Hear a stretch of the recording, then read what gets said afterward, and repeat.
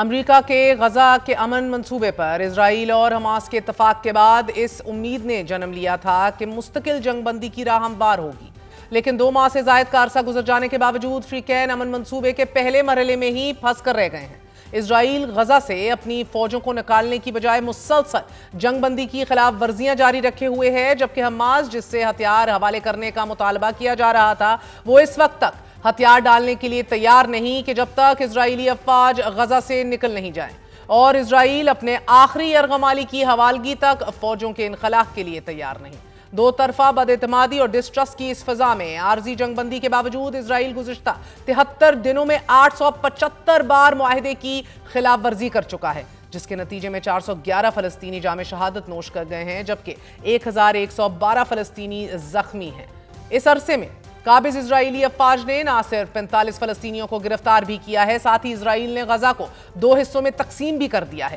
اسرائیل کی یہ خلاف ورزیاں بین الاقوامی انسانی قانون کی سرن خلاف ورزی اور جنگ بندی معاہدے کی روح کو جان بوجھ کر سیبوٹاژ کرنے اور معاہدے کو اس کے انسانی مقصد سے خالی کرنے کی کوشش ہے۔ غزہ کی آبادی کا ایک بڑا حصہ بے یار و مددگار عارضی خیموں اور کھلے آسمان تلے زندگی گزارنے پر مجبور ہے۔ غزہ میں میڈیسنز اور دواؤں کی شدید قلت ہے۔ قابض اسرائیلی افواج نے غزہ کے 34 ہسپتالوں سمیت 125 مراکز صحت کو مکمل طور پر ڈسٹروائے کر دیا ہے۔ ہسپتالوں میں زیر علاج ہزاروں فلسطینی موت کے خطرے سے دوچار ہیں۔ غزہ کے محکمہ صحت کا یہ کہنا ہے کہ ضروری ادویات کی کمی کی وجہ سے ہزاروں مریضوں کا علاج متاثر ہو رہا ہے۔ لیبارٹری ٹیسٹ اور بلڈ بینک سے متعلق سامان کی قلت 59% تک جا پہنچی ہے، کہ جس کی وجہ سے ہنگامی علاج میں شدید مشکلات ہیں۔ عارضی جنگ بندی معاہدے کے باوجود مگر اس عرصے میں روزانہ 600 امدادی گاڑیوں کی بجائے صرف 244 گاڑیوں کو غزہ میں داخل ہونے کی اجازت دی گئی۔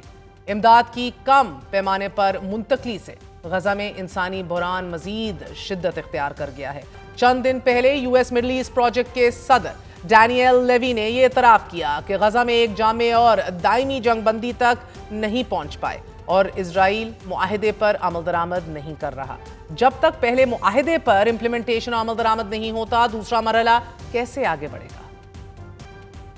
اسرائیلی میڈیا انکشاف کر رہا ہے کہ امریکی صدر ڈونلڈ ٹرمپ اگلے مہینے غزہ امن بورڈ کے قیام اور اس کے اراکین کا اعلان بھی کر دیں گے۔ رائٹرز نے چند دن پہلے یہ اطلاع دی تھی کہ امریکی صدر اور اسرائیلی وزیر اعظم کی 29 دسمبر کو ملاقات کا امکان ہے، اور اس ملاقات میں غزہ جنگ بندی کے اگلے اقدامات پر بات چیت ہوگی، جبکہ اسرائیلی میڈیا کا یہ کہنا ہے کہ اس ملاقات میں نیتنیاہو صدر ٹرمپ کے سامنے حماس کو غیر مسلح کرنے، مستقبل میں حماس کے کسی بھی کردار کے خاتمے اور بفر زون میں اسرائیلی فوج کی موجودگی برقرار رکھنے کے مطالبات سامنے رکھیں گے، جبکہ صدر ٹرمپ نیتنیاہو پر یہ دباؤ ڈال سکتے ہیں کہ وہ غزہ جنگ بندی معاہدے کی خلاف ورزیوں کا سلسلہ ختم کرے۔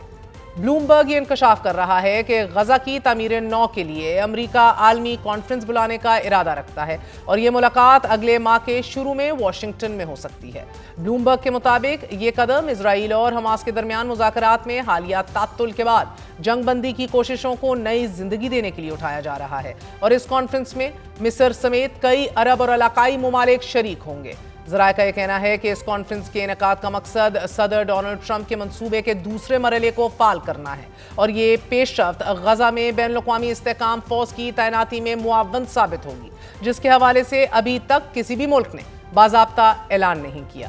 استحکام فورس کی تعیناتی میں سب سے بڑی رکاوٹ حماس کو غیر مسلح کرنے کی شرط ہے، ناظرین، اور اسلامی ممالک حماس کو غیر مسلح کرنے کی شرط ماننے کو تیار نہیں ہیں۔ اقوام متحدہ میں امریکہ کی نائب مندوب جینیفر لوسیٹا نے سلامتی کونسل کو یہ بتایا ہے کہ غزہ میں جنگ بندی اس وقت تک آگے نہیں بڑھ سکتی کہ جب تک آخری اسرائیلی مغوی کی لاش واپس نہیں مل جاتی، اور حماس کا یہ موقف ہے کہ اسرائیل کے فضائی حملوں میں ہونے والی بڑی تباہی میں اسرائیلی پولیس آفیسر ران گویلی کی لاش برآمد کرنا مشکل ہے۔ اسرائیل ایک لاش کو جواز بنا کر معاہدے سے روگردانی کر رہا ہے۔ مذاکرات کے دوسرے دور میں زیادہ التوا سے زیادہ پوسٹ پون اگر یہ ہو گیا تو ان خدشات کو بھی رد نہیں کیا جا سکتا کہ امن عمل کا یہ موقع کہیں ہاتھ سے مکمل طور پہ ہی نہ نکل جائے۔